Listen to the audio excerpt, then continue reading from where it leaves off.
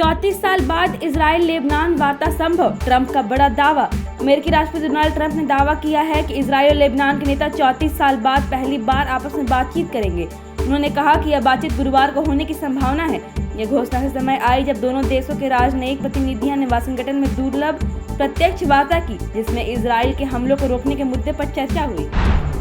जंग नहीं, शांति ही समाधान, पीएम मोदी का विश्व को संदेश। ऑस्ट्रिया के आधिकारिक दौरे पर पहुंचे पीएम मोदी ने क्रिश्चियन स्टॉकर के साथ संयुक्त प्रेस वार्ता में कहा कि मौजूदा समय में दुनिया एक गंभीर और तनावपूर्ण स्थिति से गुजर रही है, जिसका असर सभी देशों पर पड़ रहा है। उन्होंने कहा कि भारत और ऑस्ट्रिया दोनों इस बात पर सहमत है कि युद्ध और सैन्य कार्रवाई समस्याओं का समाधान संभव नहीं है, चाहे मामला यूक्रेन का है और पश्चिम एशिया का। दोनों देश शांति से रास्ते को ही सबसे उपयुक्त माने।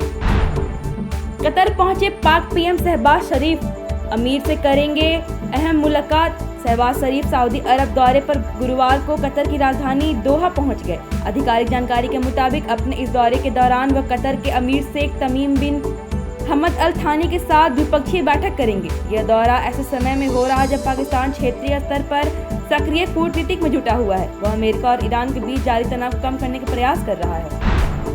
हिजबुल्लाह का भीषण प्रहार, 24 घंटे में इजरायली ठिकानों पर 39 किए हमले।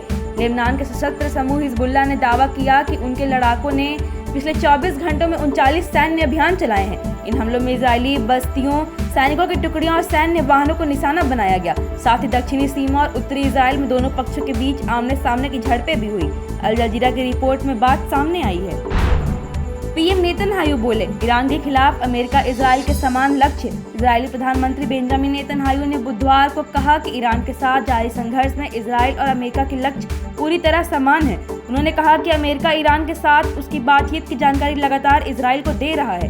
दोनों देश चाहते हैं कि ईरान से संवर्धित यूरेनियम हटाया जाए, ईरान की परमाणु संवर्धन क्षमता खत्म की जाए और समुद्री मार्गों को फिर से खोला जाए। Thank you so much for watching this video. Don't forget to like, comment, share, and subscribe.